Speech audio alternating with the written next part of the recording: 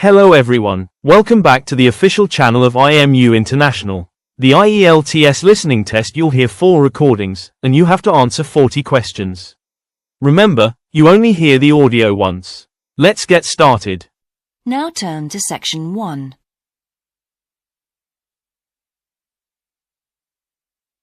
Section 1. You will hear a conversation between a representative of an insurance company and a customer. First, you have some time to look at questions 1 to 3.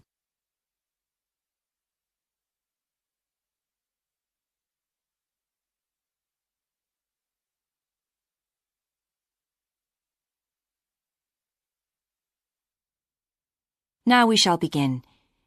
You should answer the questions as you listen, because you will not hear the recording a second time. Listen carefully and answer questions 1 to 3. Good morning, Total Insurance. Judy speaking. How may I help you? I recently shipped my belongings from overseas back here to Australia, and I took out insurance with your company. Some items were damaged during the move, so I need to make a claim. What do I have to do? Okay, well, first I need to get a few details about this. Can you give me your name, please? Yes, it's Michael Alexander. Okay, and your address, please?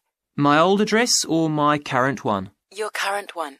It's 24 Manly Street, Milperra, near Sydney. What was the suburb, sorry? Milperra, M-I-L-P-E-R-R-A. Right. Now, who was the shipping agent, Mr. Alexander? You mean the company we used? Yes, the company who packed everything up at the point of origin. Oh, it was, First Class Movers. Okay. Where were the goods shipped from? China, but the ship came via Singapore and was there for about a week. Don't worry, all of that information will be in the documentation. Now, the dates. Do you know when the ship arrived? It left on the 11th of October and got to Sydney on the 28th of November. Okay. I need one more thing. There's a reference number. It should be in the top right-hand corner of the pink form they gave you.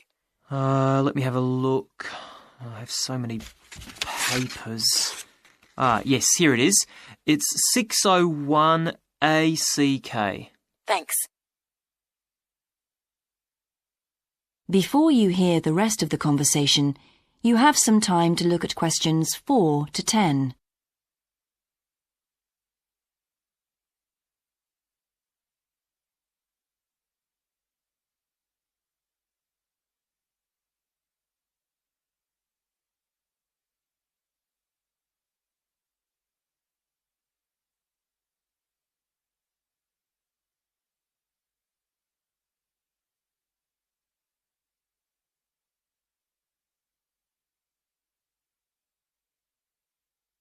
Now listen and answer questions 4 to 10. I need to take down a few details of the actual damage over the phone before you put in a full report. Can you tell me how many items were damaged and what the damage was? Yes, well, 4 things actually. I'll start with the big things. My TV, first of all. It's a large one, very expensive. Insurance doesn't cover electrical problems. It isn't an electrical problem. The screen has a huge crack in it, so it's unusable. I see.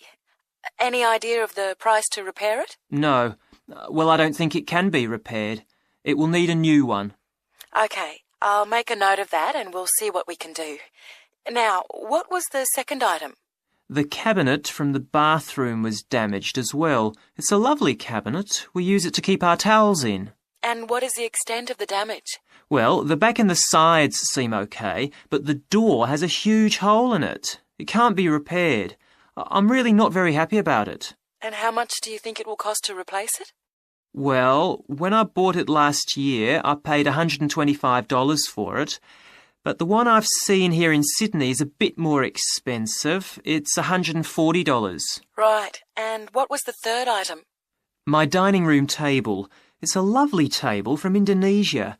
It must have been very hot inside the container because one leg has completely split down the middle. The top and the other three look okay, thank goodness. Any idea of the price to repair it? Well, I had an estimate done on this actually because it is a very special table to us. They quoted us $200, which is really pricey, so I hope the insurance will cover the total cost. I'm sure that will be fine. What was the last item, Mr. Alexander? Well, we have a lovely set of china plates and dishes, with matching cups, saucers, the lot. They were all in the one box, which must have got dropped because some plates were broken. 6, actually. And can you tell me the replacement value of these? Well, it's hard to say because they were part of a set, but they can be up to $10 each, as it's such a good set. OK, so that would be around $60 altogether. Yes, that's right. And is that all of the items? Yes. So, what do I have to do now? That is the end of section 1. You now have half a minute to check your answers.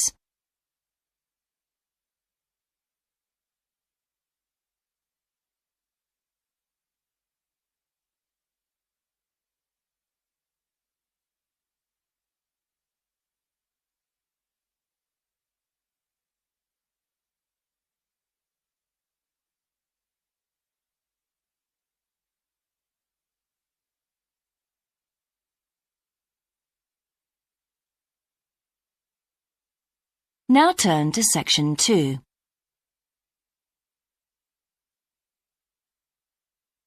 Section 2.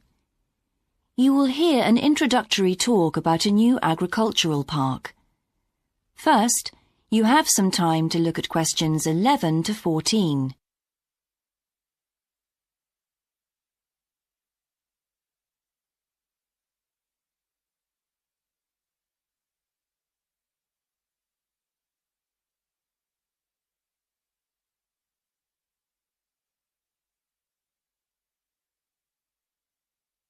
Now listen carefully and answer questions 11 to 14. Welcome to Greenvale Agricultural Park. As you know, we've only been open a week, so you're amongst our first visitors. We have lots of fascinating indoor and outdoor exhibits on our huge complex, spreading hundreds of hectares. Our remit is to give educational opportunities to the wider public, as well as to offer research sites for a wide variety of agriculturists and other scientists. Let's start by seeing what there is to do. As you can see here on our giant wall plan, we are now situated in the reception block here. As you walk out of the main door into the park, there's a path you can follow. If you follow this route, you'll immediately come into the rare breeds section, where we keep a wide variety of animals, which I shall be telling you a little more about later. Next to this, moving east, is the large grazing area for the rare breeds. Then further east, in the largest section of our park, is the forest area. South of the grazing area, and in fact just next to the reception block, is our experimental crop area. In the middle of the park, this circular area, is our lake. These two small rectangular shapes here are the fish farms where we rear fish for sale. To the east of those is the marsh area, which attracts a great many migrant birds. In the southeastern corner, beyond the marsh, is our market garden area, growing vegetables and flowers. Before you hear the rest of the talk, you have some time to look at questions 15 to 20.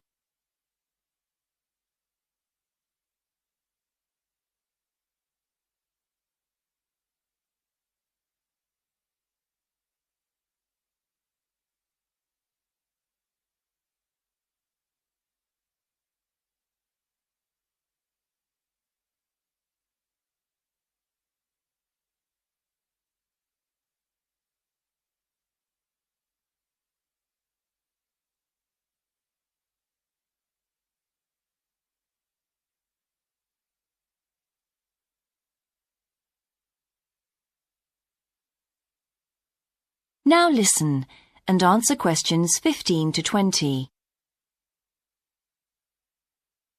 All these areas can be visited by the general public for almost all the year.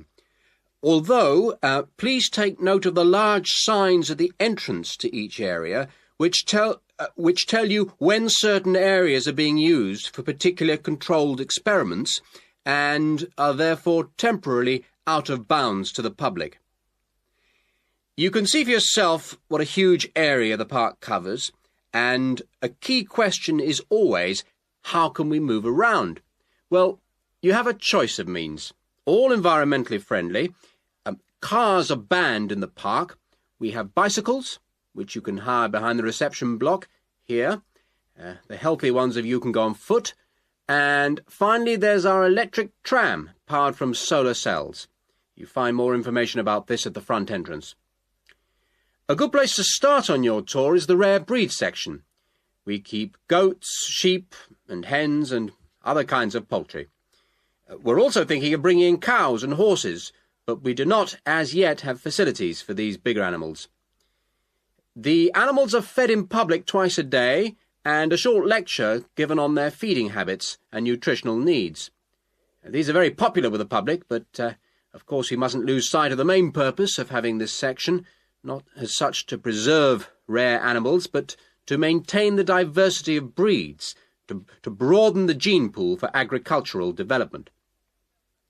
Greenvale changes with the seasons, with different events happening at different times of the year.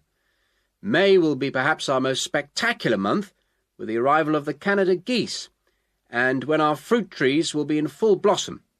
But there are interesting events on all year round. For example, John Havers, our expert fly fisherman, is currently giving displays on the lake. Each of the sections has its own seasonal calendar, and please consult the summary board at the main entrance. And the final section, as we return to the reception blocks, is the orchard. Do take time to browse round our shop. There's a wide selection of books on wildlife, some of them written by local authors, and the history of farming, including organic farming, something which the park will be diversifying into in the coming months. That is the end of section 2. You now have half a minute to check your answers.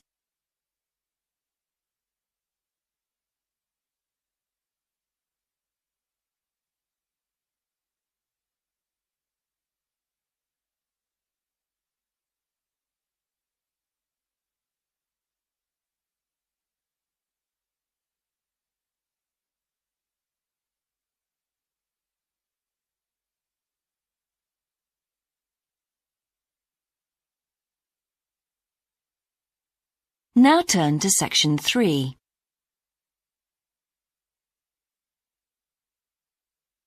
Section 3. You will hear part of a seminar in which a researcher called Grant Freeman discusses his work on Australian honeybees with a group of students. First, you have some time to look at questions 21 to 24.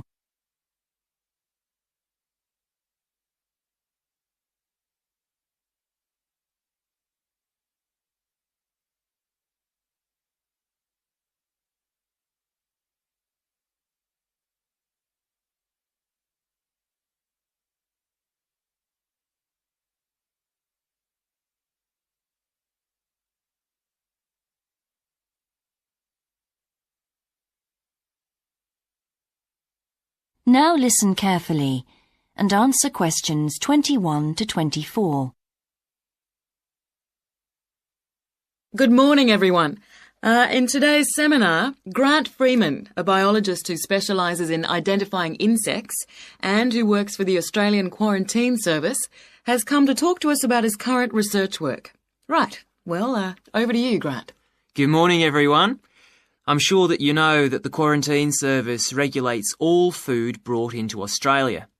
Well, obviously they want to protect Australia from diseases that might come in with imported goods, but they also want to prevent insect pests from being introduced into the country, and that's where I have a part to play. Anyway, my current research involves trying to find a particular type of bee, the Asian honeybee, and finding out whether there are any of them around in various states of Australia. We discovered a few of them in Queensland once and eradicated them. Now we're pretty keen to make sure that there aren't any more getting in, particularly to New South Wales and other states. What's wrong with Asian honeybees? Are they so different from Australian bees? Well, in fact, they look almost the same, but they are infested with mites, microscopic creatures which live on them, and which can seriously damage our own homegrown bees, or could even wipe them out. Well, what would happen if Australian bees died out? Well, the honey from Australian bees is of excellent quality, much better than the stuff the Asian bees produce. In fact, Australia exports native queen bees to a large number of countries because of this. When the European honeybee was first discovered out in the bush, we found they made really unpleasant honey, and they were also too big to pollinate many of our native flowers here in Australia. That must have had a devastating effect on the natural flora. Did you lose any species? No, we managed to get them under control before that happened. But if Asian bees got in, there could be other consequences. We could lose a lot of money because you might not be aware, but it's estimated that native bees' pollination of flower and vegetable crops is worth $1.2 billion a year. So in a way, they're the farmer's friend. Oh, and another thing is, if you're stung by an Asian honeybee, it can produce an allergic reaction in some people, so they're much more dangerous than native bees.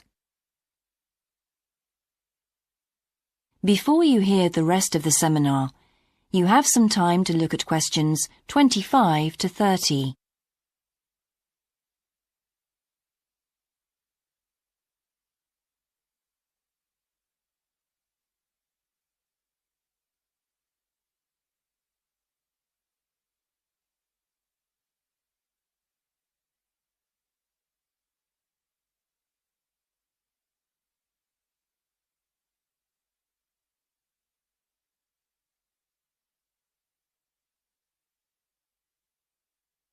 Now listen and answer questions 25 to 30. How will you know if Asian bees have entered Australia? We're looking at the diet of the bird called the rainbow bee-eater. The bee-eater doesn't care what it eats as long as they're insects. But the interesting thing about this bird is that we are able to analyse exactly what it eats, and that's really helpful if we're looking for introduced insects. How come? Because insects have their skeletons outside their bodies, so the bee-eaters digest the meat from the inside. Then they bring up all the indigestible bits of skeleton, and of course the wings, in a pellet, a small ball of waste material which they cough up. That sounds a bit unpleasant. So how do you go about it? In the field, we track down the bee-eaters and find their favourite feeding spots, the places where the birds usually feed. It's here that we can find the pellets. We collect them up and take them back to the laboratory to examine the contents. How do you do that? The pellets are really hard, especially if they've been out in the sun for a few days. So, first of all, we treat them by adding water to moisten them and make them softer. Then we pull them apart under the microscope. Everything's all scrunched up, but we're looking for wings, so we just pull them all out and straighten them. Then we identify them to see if we can find any Asian bee wings. And how many have you found? So far, our research shows that Asian bees have not entered Australia in any number. It's a good result and much more reliable than trying to find live ones as evidence of introduced insects. Well, that's fascinating. Thank you, Grant, for those insights. I hope that you might inspire some of our students here to conduct some similar experiments. That is the end of section 3. You now have half a minute to check your answers.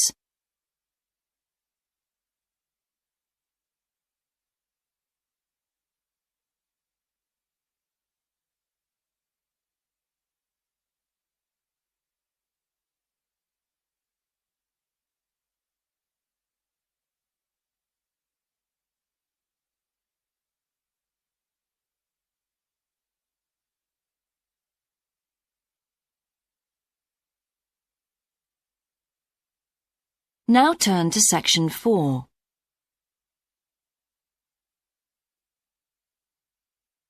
Section 4. You will hear a student called Shailina giving a presentation on her research report. First, you have some time to look at questions 31 to 40.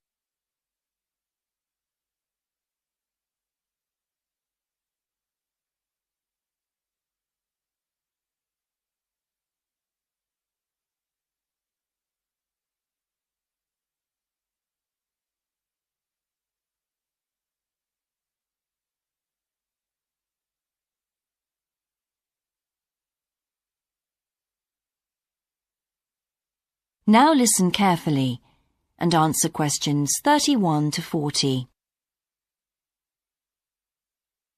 I've been doing some research into what people in Britain think of doctors, the ones who work in general practice, the first call for medical care, and comparing this with the situation in a couple of other countries. I want to talk about the rationale behind what I decided to do. Now, I had to set up my program of research in 3 different countries, so I approached postgraduates in my field in overseas departments, contacting them by email to organize things for me at their end. I thought I would have trouble recruiting help, but in fact, everyone was very willing, and sometimes their tutors got involved too. I had to give my helpers clear instructions about what kind of sample population I wanted them to use. I decided that people under 18 should be excluded because most of them are students or looking for their first job. And also I decided at this stage just to focus on men who were in employment and set up something for people who didn't have jobs and for employed women later on as a separate investigation. I specifically wanted to do a questionnaire and interviews with a focus group. With the questionnaire, rather than limiting it to one specific point, I wanted to include as much variety as possible. I know questionnaires are a very controlled way to do things, but I thought I could do taped interviews later on to counteract the effects of this. And the focus group may also prove useful in future by targeting subjects I can easily return to, as the participants tend to be more involved. So I'm just collating the results now. At the moment, it looks as if in the UK, despite the fact that newspapers continually report that people are unhappy with medical care, in fact, it is mainly the 3rd level of care, which takes place in hospitals, that they are worried about. Government reforms have been proposed at all levels, and although their success is not guaranteed, long-term hospital care is in fact probably less of an issue than the media would have us believe. However, I've still got quite a bit of data to look at. Certainly, I will need to do more far-reaching research than I had anticipated in order to establish if people want extra medical staff invested in the community, or if they want care to revert to fewer but larger key medical units. The solution may well be something that can be easily implemented by those responsible in local government, with central government support, of course. This first stage has proved very valuable, though. I was surprised by how willing most of the subjects were to get involved in the project. I had expected some unwillingness to answer questions honestly, but I was taken aback and rather concerned that something I thought I'd set up very well didn't necessarily seem that way to everyone in my own department.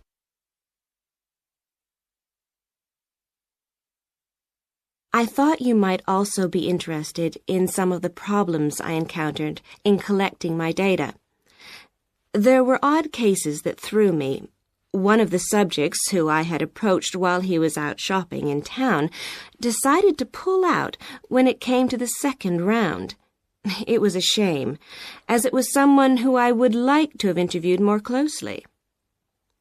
And one of the first-year students I interviewed wanted reassurance that no names would be traceable from the answers. I was so surprised, because they think nothing of telling you about themselves and their opinions in seminar groups. Then one of the people that I worked with got a bit funny. The questions were quite personal, and one minute he said he'd do it, then the next day he wouldn't. And in the end, he did do it.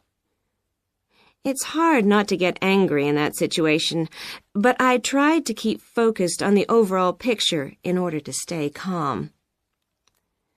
The most bizarre case was a telephone interview I did with a teacher at a university in France. He answered all my questions in great detail, but then when I asked how much access he had to dangerous substances, he wouldn't tell me exactly what his work involved. It was a real eye-opener. That is the end of section 4. You now have half a minute to check your answers. That concludes today's IELTS listening mock test. How did you perform? Compare your answers with the key provided to see your estimated band score. If you're ready to take your preparation to the next level, join us at IMU International. From intensive IELTS workshops to free student visa consultancy, we provide the expert guidance you need to succeed in 2026. Visit our centers in Navsari or Billamora to start your journey today. Don't forget to like this video and subscribe for more professional training from IMU International. Good luck with your studies, and we'll see you in the next session.